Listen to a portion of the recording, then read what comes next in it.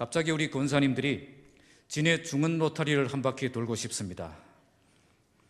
그래서 성탄절을 맞이하여 멋진 트리 장식을 했는데 한번 구경을 해보고 싶다는 것입니다.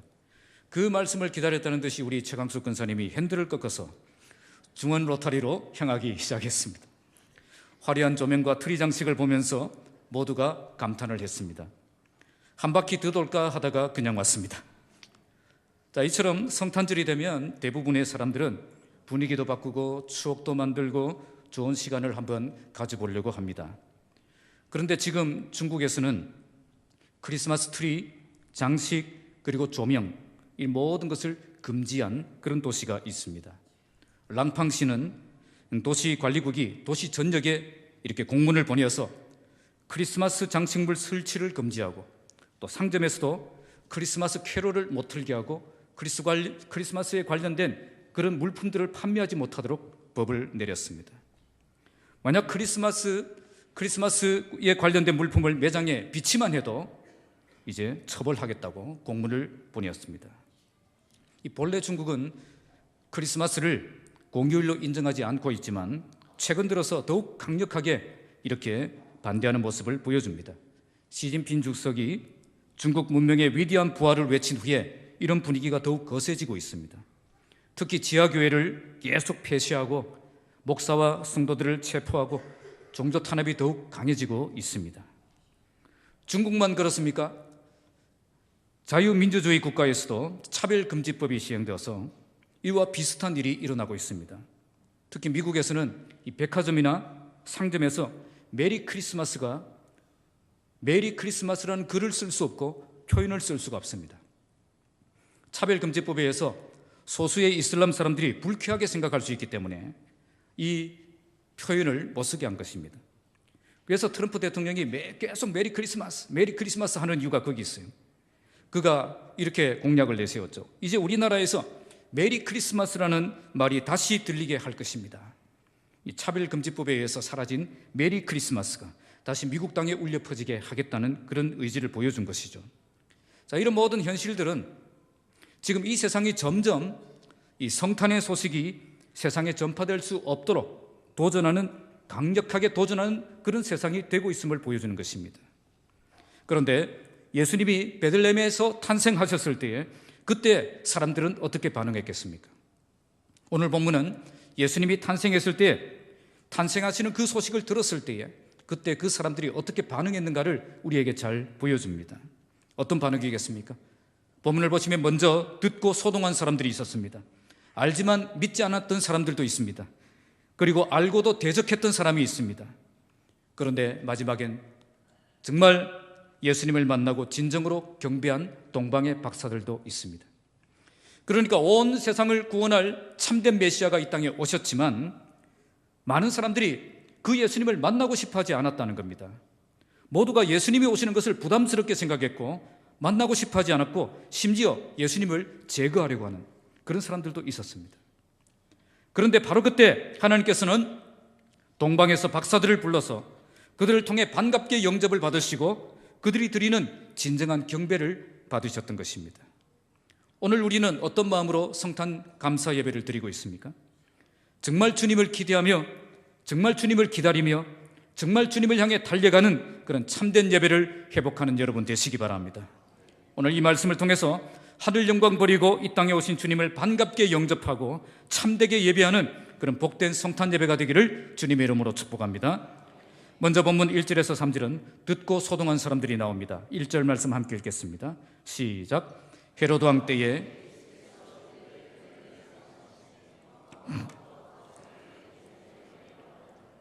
자, 본문은 이때가 어느 때였다고 말씀하고 있습니까? 헤로드 왕 때였다. 당시 이스라엘은 로마의 식민지 상태에 있었고 그 땅을 다스리던 왕은 에돔 족속의 이두메 출신이었지만 로마의 등을 업고 왕이 되었던 헤롯이었습니다. 헤롯은 포악하고 잔인하기로 유명한 왕이었고 그 땅에 가난과 공포가, 죽음의 공포가 늘 도사리던 그런 시대였습니다. 이런 절망적인 시대에 예수께서 유대 베들레헴에 나셨다는 겁니다. 예수님이 태어나신 때는 가장 어두웠고 가장 불행했고 가장 위험했던 시대였습니다. 왜 우리 주님은 이런 시대에 태어나셨을까요?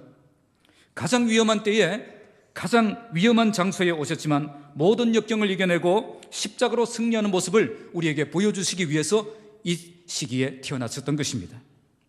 주님은 태어나실 때부터 세상의 위협과 도전으로부터 물러나지 않으셨던 것입니다. 좋은 조건을 찾으셨던 것이 아니라 가장 위험하고 가장 어려운 곳으로 뛰어들어 오셨던 것입니다. 이런 곳에 들어가더라도 하나님의 능력이 함께 하시면 다 이루었다라고 고백할 수 있는 그런 삶을 살 수 있다는 것을 우리에게 보여주신 것입니다.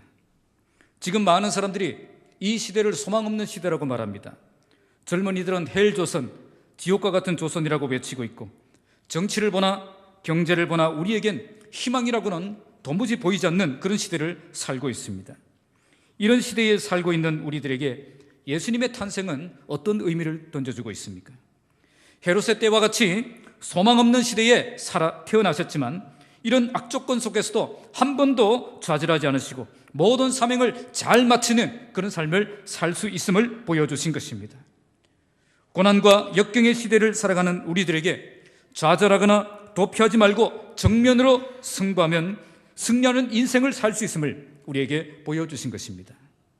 이번 성탄절에 헤롯 왕 때에 태어나신 그 주님을 기억하시기 바랍니다.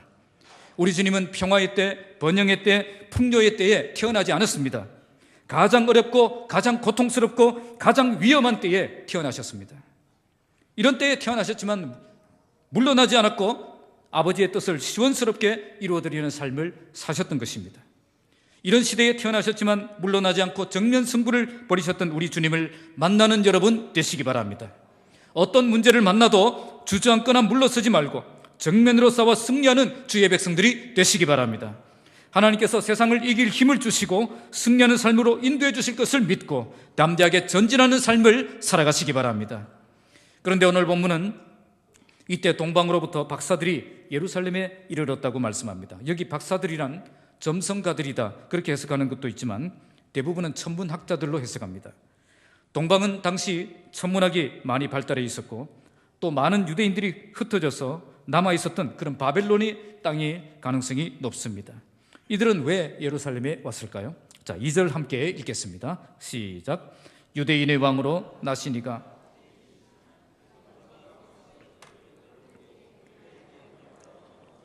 자, 여기에 그들은 유대인의 왕으로 나시니가 어디 계시냐? 우리가 동방에서 그의 별을 보았기 때문에 그에게 경배하러 왔노라고 말씀합니다. 우리가 흔히 부르던 찬송 별 따라 왔노라, 이 표현은 틀린 표현입니다. 그들은 별을 보고 유대인의 왕이라는 사실을 알았고 무작정 경배하기 위해서 예루살렘으로 왔던 것입니다. 유대인의 왕이라는 표현은 정치적인 왕이 아니라 메시아를 가리키는 표현입니다. 4절에 헤롯이 이 말 듣고 누구라고 이야기합니까? 그리스도가 어디에서 나겠느냐고 물었던 것만 보아도 알 수가 있습니다. 그래서 유대인의 왕이란 유대 땅을 다스리는 왕이 아니라 하나님이 보내신 인류의 구원자를 의미하는 것입니다. 여기에 경배하러 왔다는 표현도 하나님께 예배할 때 사용하는 표현입니다. 만약 유대 땅을 다스리는 인간왕으로 생각했다면 그들은 그 먼 길을 오려고 하지 않았을 것입니다. 바벨론으로부터 여기까지는 걸어서 약 4개월이 걸리는 거리입니다. 조그만 이스라엘 나라 땅에 다스리는 왕이 태어났다고 저 먼 대국에서 이렇게 먼 길을 걸어서 올 리가 없는 것입니다. 그들은 바벨론 포로로 잡혀갔다가 바벨론 제국에 남아있었던 그런 남은 유대인들을 통해서 메시아 예언에 대해서 들었을 것입니다. 하나님께서 인류의 구원자를 보내실 것에 대한 그 예언을 그들은 들었을 것입니다. 그러는 중에 그들은 별을 보았고 그 별을 보는 순간 그 메시아가 이 땅에 태어나실 것을 파악하고 여기까지 달려왔던 것입니다. 왜 하나님께서는 그들에게 이 별을 보여주셨겠습니까? 이 사람들은 이방인들이었습니다. 예수님이 탄생하실 때 이방인들이 먼저 알아보고 그 먼 길을 경배하러 오는 모습을 통해서 예수님은 단지 유대인들만의 구세주가 아니라 온 인류의 구세주라는 사실을 우리에게 보여주셨던 것입니다.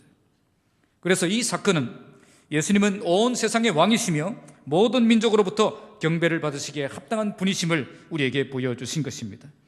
우리 주님은 온 인류의 죄를 대속하기 위해서 하나님이 이 세상에 보내신 참된 구원자가 되신다는 것입니다. 박사들은 이런 구원자를 보내신 그 하나님께 경배하기 위해 그 먼 곳에서 예물을 들고 여기까지 달려왔던 것입니다. 자, 3절 말씀 함께 읽겠습니다. 시작. 왕과 온 예루살렘이 듣고 소동한지라. 자, 우리말 성경에는 없지만 원문에는 그러나라로 시작합니다. 이처럼 올 인류를 구원할 메시아가 오셨다고 하는데 그 소식을 들은 사람은 어떤 반응을 보이고 있습니까? 의외의 반응을 보이고 있습니다. 헤롯 왕과 온 예루살렘이 듣고 어떻게 했다고요? 소동했다고 말씀합니다. 소동했다는 말은 괴로운 문제가 되어서 공포 가운데 발칵 뒤집혔다는 뜻입니다. 오랫동안 고대하던 메시아가 오셨는데 그들은 문제가 생겼다라고 생각했다는 것입니다. 인류를 구원하실 구원자가 오셨다고 했는데 그 말을 듣고 근심하고 괴로워하고 있었다는 거예요. 헤롯은 당시 자기 왕권을 지키기 위해서 자기 아내도 죽이고 자기 아들도 죽였던 그런 잔인한 인물이었습니다. 그런 인물이었기 때문에 자기의 신변을 위협하는 그런 사람이 태어났다는 그 소식을 듣고 그는 소동했던 것입니다. 그런데 본문을 보시면 온 예루살렘이 함께 소동했다는 것은 이해가 되지 않습니다. 왜 예루살렘이 듣고 소동했겠습니까?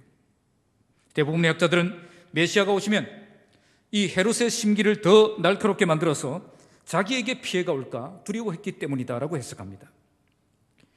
실제로 16절에 보시면 많은 아기들이 죽임을 당하는 일이 발생했습니다. 헤롯이 듣고 소동했던 이유, 예루살렘이 듣고 소동했던 이유, 결국은 같은 이유였습니다. 이 세상에서 평화롭게 잘 살고 있는데 왜 오셔서 나에게 위협을 주시느냐는 거예요. 헤롯에는 왕권이 위협을 당하고 있었고 예루살렘은 안전이 위협을 당하고 있었던 것입니다. 그래서 별로 반갑지 않다는 겁니다. 지금 현재 나에게 별로 도움이 되지 않는다면 예수님이 오신다고 해도 별로 반갑지 않은 겁니다. 지금 현재 나에게 손해가 되고 피해가 생긴다면 그런 예수님은 반갑지 않다는 겁니다. 그냥 지금 이대로 그냥 내버려 두세요. 그냥 내버려 두셨으면 좋겠다는 겁니다. 괜히 오셔서 깽판 놓지 마시고 그냥 거기 가만히 계세요. 그렇게 생각하고 있다는 거죠. 여러분들은 어떻습니까? 만약 지금 당장 주님이 오신다고 하면 여러분들은 어떻게 하겠습니까? 정말 반갑게 주님을 향해 달려갈 수 있겠습니까? 아니면 듣고 소동하는 사람이 되겠습니까? 아마 괴로운 문제들 때문에 고민스러운 분들이 많이 계실 것입니다. 왜 그럴까요? 주님을 맞이할 준비가 안 되어 있으면 그렇게 되는 것입니다.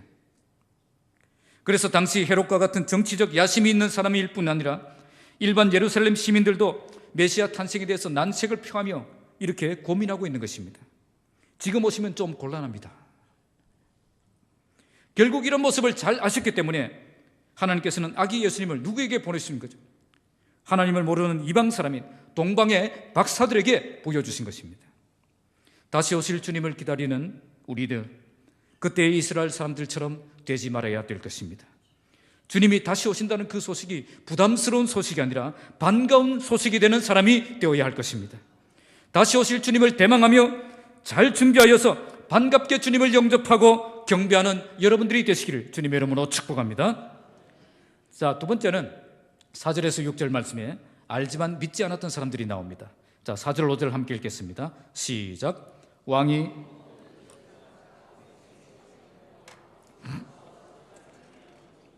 이르되 유대 베들레헴이 오니 이는 선지자로 이렇게 기록된다. 4절에 헤롯 왕은 모든 대제사장과 백성의 서기관들을 모아서 그리스도가 어디서 나겠느냐고 물었습니다. 헤롯 왕이 그리스도가 어디서 나겠느냐고 물었다는 것은 동방의 박사들이 말한 그 유대인의 왕이 그리스도를 의미한다는 것을 알 수 있습니다. 5절에 대제사장과 서기관들은 유대 베들레헴이라고 딱 잘라서 즉각 대답하는 것을 볼 수가 있습니다. 그리고 뭐라고 이야기합니까? 6절입니다. 시작. 또 유대 땅 베들레헴아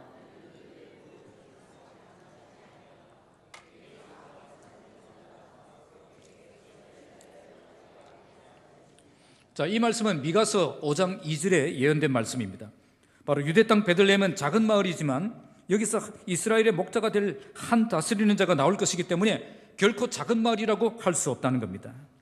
척척 대답하고 있는 그 모습을 보면 이들은 해박한 성경 지식을 가지고 있고 메시아가 어떻게 오실 것이다 는 것을 정확하게 알고 있는 사람이라는 것을 알 수가 있습니다. 이들은 해박한 성경 지식을 가지고 있었습니다. 하지만 그들은 이런 지식을 가지고 예수님을 영접하는 데 사용하지 않았고 도리어 예수님을 죽이려고 하는 헤롯에게 도움을 주고 있습니다. 결국 이들이 베들레헴이라는 그 말을 하는 바람에 16절에 보시면 베들레헴에 있는 수많은 아기들이 죽임을 당하는 비극을 겪게 되어집니다. 그러니까 이들이 가진 성경 지식은 생명이 없는 성경 지식이었던 것입니다. 예수님이 어디에서 태어나신다는 것은 잘 알고 있었지만 정작 예수님이 태어나셨을 때는 만나러 갈 수 없는 지식이었습니다. 말씀을 지식적으로는 잘 알고 있었지만 그 말씀의 능력과 말씀의 생명은 경험할 수 없는 사람이었다는 것입니다. 우리도 주님이 다시 오신다는 그 지식은 알고 있습니다. 그러나 이 지식이 정말 주님이 다시 오실 때 주님을 만나러 갈 수 있는 지식인지 다시 한번 점검해 보시기 바랍니다. 주님이 다시 오실 것이라는 그 사실을 아는 것이 중요한 것이 아니라 주님이 다시 오실 때 정말 반갑게 주님을 향해 달려가서 주님을 맞이할 수 있는 사람이 되는 것이 중요하다는 겁니다. 성경을 아는 것이 절대 생명이 아닙니다. 지금 대제사장과 서기관들은 성경을 너무나도 잘 알고 있는 사람들이었습니다. 그러나 정작 주님이 오셨을 때 그들은 만나지 못했습니다. 왜 그랬습니까? 그들은 성경을 참된 믿음으로 받아들인 것이 아니라 단지 기록된 사실을 아는 정도의 지식만 가지고 있었기 때문입니다. 여러분들은 성경을 알고 계십니까? 그렇다면 정말 감사한 일입니다. 그러나 거기서 멈추면 안 됩니다. 아는 만큼 믿어야 됩니다. 이들은 알지만 믿지 않았습니다. 그래서 메시아가 오셨을 때 메시아를 영접할 수 없었습니다. 성경을 아는 것과 성경을 믿는 것이 하나가 될 때 성숙한 믿음의 사람이 될 수 있는 것입니다. 성경을 하나님의 말씀으로 받을 때 나에게 능력이 되고 생명이 되는 말씀으로 받는 여러분들이 되시기 바랍니다. 단지 지식으로 알고 믿는 말씀이 아니라 삶에서 경험하는 풍성한 말씀이 되어야 됩니다. 그렇지 않으면 형식적인 신앙인, 죽은 신앙인, 잠든 신앙이 될 수밖에 없습니다. 신앙생활을 오래 했기 때문에 성경은 잘 알고 있지만 그 속에 생명이 없는 사람들이 많이 있습니다.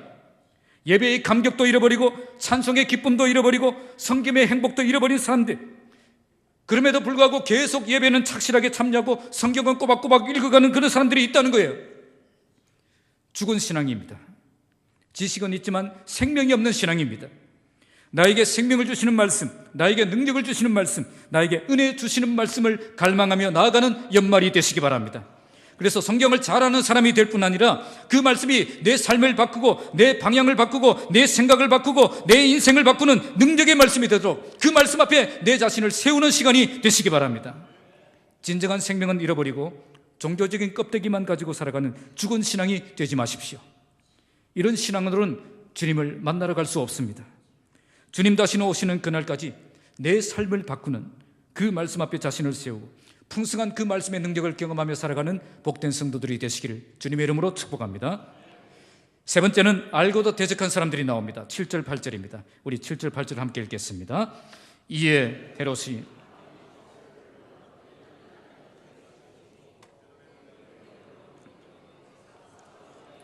자세히 알아보고 찾거든 내게 구하여 나도 가서 그에게 경배하게 하라.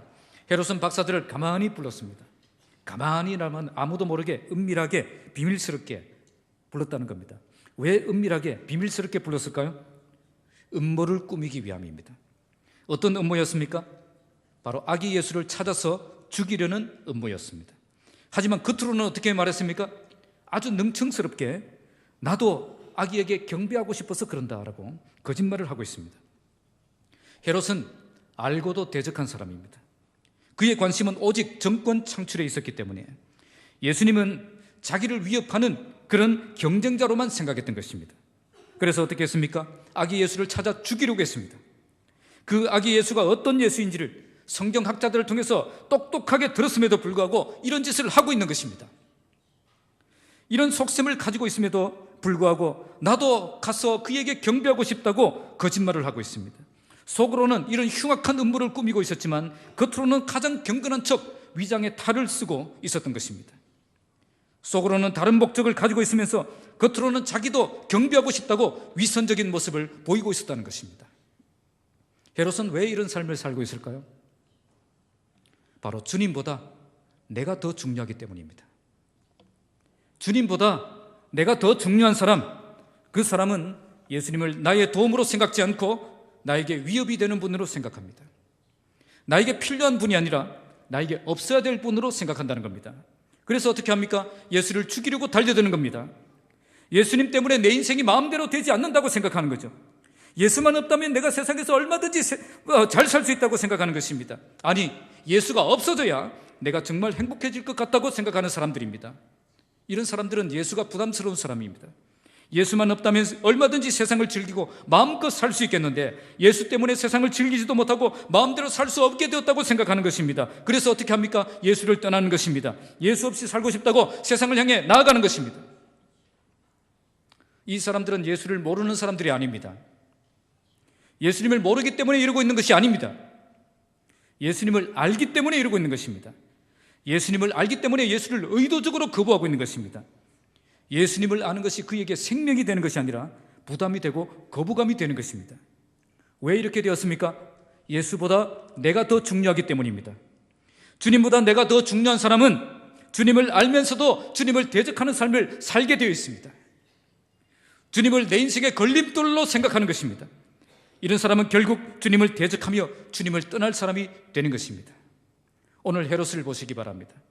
그는 이런 중심을 가지고 있으면서도 겉으로는 어떻게 하고 있습니까? 신앙을 가지고 있는 것처럼 보이려고 하고 있습니다. 왜 이렇게 하고 있습니까? 이렇게 해야 효과적으로 예수를 제거할 수 있기 때문입니다. 예수를 제거할 수만 있다면 거짓말도 이중적인 삶도 얼마든지 할 수 있는 사람이었다는 거죠. 주님보다 내가 더 중요한 사람은 이처럼 이중적인 생활을 할 수밖에 없습니다. 사람들 앞에서는 주님을 경배하고 싶은 것처럼 말을 하지만 실제로는 그 안에 온갖 더러운 야심과 야망이 가득한, 탐욕이 가득한 그런 삶을 살고 있는 것입니다. 속으로는 이런 흉악한 계획을 가지고 있으면서도 겉으로는 가장 경건한 척 위장을 하고 있는 것입니다. 이런 사람이 가장 답이 없는 사람들입니다. 요즘 이런 사람들을 우리 중고등부 학생들은 노답이라고 합니다. 웃으라고 한 이야기인데 전부 심각하게 저를 쳐다보시면 어떻게 합니까? 노답이에요. 이중적인 삶을 살고 있기 때문에 얼마든지 남을 속일 수 있기 때문입니다. 박사들도 처음에 속았습니다. 헤롯이 이런 사람인 줄 몰랐습니다. 꿈에 하나님께서 알려주시고 다른 길로 가라고 하지 않았다면 박사들도 헤롯에게 속아서 예수를 죽이는 일에 함께 동참했을 것입니다. 중요한 것은 우리가 헤롯처럼 살 수 있다는 거예요. 주님이 나의 참된 목적이 되지 않으면 이런 길로 갈 수밖에 없다는 것입니다. 주님보다 내가 더 중요한 삶을 살면 이런 길로 가게 된다는 겁니다. 더 심각한 것은 이런 길로 가고 있으면서도 겉으로는 주님을 위한 삶을 사는 것처럼 위장하며 살 수 있다는 것입니다. 이번 성탄절에 다시 한번 주님의 말씀 앞에 자신을 세워보시기 바랍니다. 예수님이 없어져야 내가 행복한 것이 아니라 예수님이 내 삶의 중심에 계셔야 내가 정말 행복한 사람이 되는 것입니다. 예수 없이 살고 싶다는 그 모든 생각을 다 날려버리시고 오직 예수 없이 살 수 없음을 고백하는 여러분들이 되시기 바랍니다.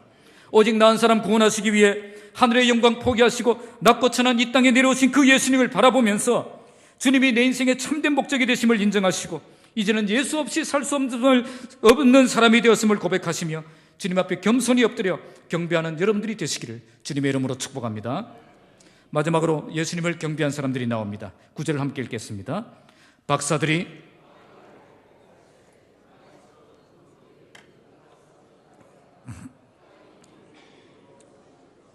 동방의 박사들은 왕의 말을 듣고 베들레헴으로 가고 있었습니다. 그들은 이제 베들레헴에 메시아가 태어난다는 그 사실을 알았기 때문에 베들레헴으로 향해 직진하고 있었습니다. 이들이 베들레헴으로 가고 있었던 것은 오직 구주 예수님을 만나 경배하고자 하는 그 간절함이 있었기 때문입니다. 그런데 대제사장들, 서기관들 가지 않았습니다. 그들은 베들레헴에서 예수님이 태어나신다는 정보를 제공했던 사람들입니다. 여기서 태어나신다는 사실을 정확하게 알고 있었지만 그들은 가서 만나려고 하지 않습니다. 왜 그랬을까요? 그들에게는 예수님을 만나려고 하는 그 마음이 없었던 것입니다. 만약 그들에게 조금이라도 메시아를 만나고 싶은 그 마음이 있었다면 박사들과 함께 움직였을 것입니다. 나도 가서 메시아 만나고 싶다고, 경배하고 싶다고 그렇게 말했을 것입니다.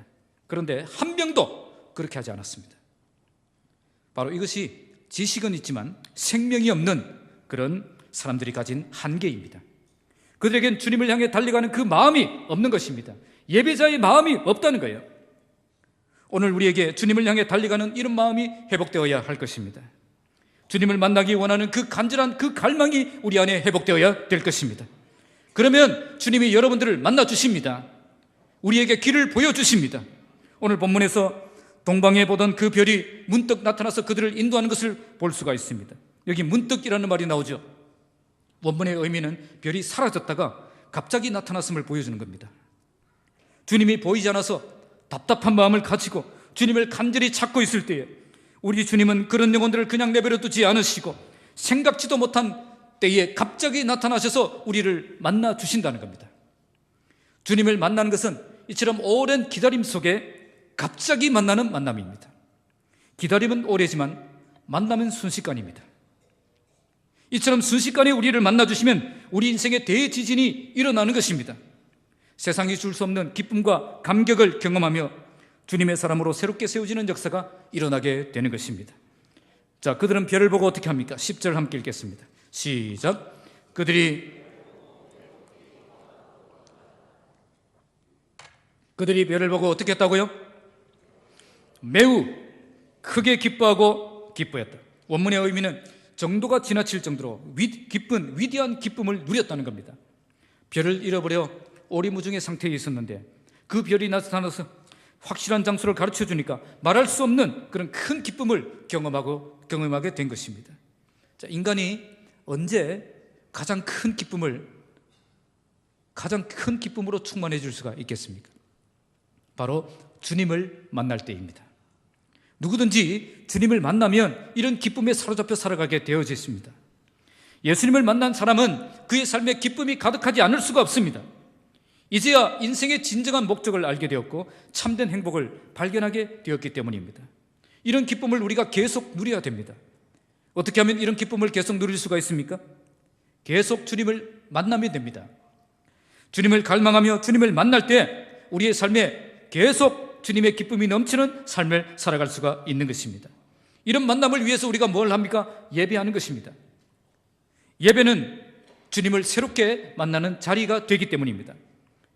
그래서 예배의 기쁨과 예배의 감격을 잃어버리지 말고 살아가시기 바랍니다. 우리가 참된 예배를 드릴 때에 예수님을 깊이 경험하게 되어지고 우리의 삶에 주님이 주신 기쁨이 넘치는 삶을 살아가게 되는 것입니다. 진정한 예배자가 되어 늘 주님을 발견하고 주님이 주신 기쁨을 누리며 살아가는 여러분들이 되시기 바랍니다. 자, 11절 함께 읽겠습니다. 시작. 집에 들어가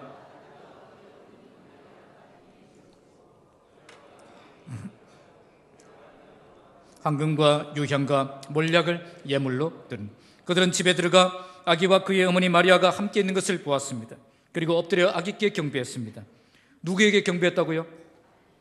아기에게 경배했습니다. 가톨릭은 이 본문을 가지고 마리아도 함께 경배를 받았다고 주장하는데 본문은 정확하게 누가 경배를 받았다고요? 아기가 경배를 받았다고 말씀하고 있습니다. 그리고 예물을 받은 대상이 나오는데 원문에 우리말에는 안 나오지만 원문은 그에게 3인칭 남성 단수 인칭 대명사가 쓰여지고 있습니다. 그러니까 이 예물을 누구에게 드렸다는 거죠? 마리아와 아기가 함께 받은 것이 아니라 누가 받았던 것입니까? 아기가 받았다는 겁니다. 만약 함께 받았다면 그들에게 이렇게 썼을 것입니다. 지금 경배를 받은 분은 예수님뿐이었고 예물을 받은 분도 예수님뿐이었다는 겁니다. 여기에서 그들이 가지고 온 보배압을 열었습니다. 그리고 그 안에 있는 뭐가 들었죠? 황금, 유향, 몰약을 예물로 드렸습니다. 그들이 드린 이 세 가지 예물은 당시 굉장히 고가인 그런 귀중한 예물들이었습니다. 유향은 고대의 신들에게 드렸던 제사에 드렸던 그런 제물이었고 몰약은 시체를 썩지 않게 만드는 방부제로 사용했던 약이었습니다.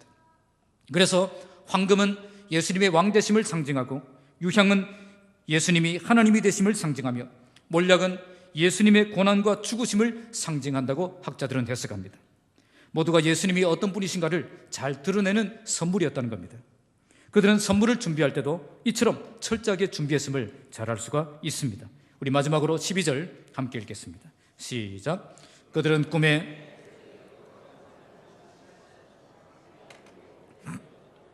자 12절에 이렇게 그들은 경배한 뒤에 그들은 하나님이 주신 꿈을 꾸었습니다. 그 꿈을 통해서 어디로 가지 말라? 헤롯에게로 가지 말라 지시를 받았고요. 그들은 순종해서 다른 길로 고국으로 돌아갑니다. 동방의 박사들은 이 땅의 왕이었던 헤롯의 명령을 듣지 않고 온 세상의 왕이신 하나님의 명령에 순종했던 것입니다. 동방의 박사들은 이런 과정을 통해서 진정한 예배를 하나님 앞에 드리고 있었던 것입니다. 메시아가 이 땅에 오셨지만 자기 백성들은 고민만 하고 지식인들은 알지만 관심도 없었고 헤롯과 같은 정치인들은 노골적으로 죽이려고 대적하고 있을 때에 그들은 진정한 예배가 무엇인지를 보여주고 있는 것입니다. 당시 이스라엘 땅에는 예배가 무너져 있었습니다. 웅장한 성전은 있었지만 참된 예배자는 없었습니다. 그들은 멀리서 재물을 가져오는 것이 너무 부담스러웠기 때문에 그냥 못 만나서 성전에서 장사꾼들이 펼쳐놓고 파는 그 물건을 사서 하나님께 예배했습니다. 정성을 다한 예배가 아니라 형식적인 예배로 전락했던 것입니다. 그래서 성전이 하나님을 경배하는 거룩한 장소가 아니라 장사꾼의 소리로 가득한 난장판이 되어버린 것입니다. 우리 주님은 그들의 이런 모습을 보고 그 상을 뒤엎어버렸습니다. 노건으로 채찍을 만들어서 모든 것을 쫓아내셨습니다.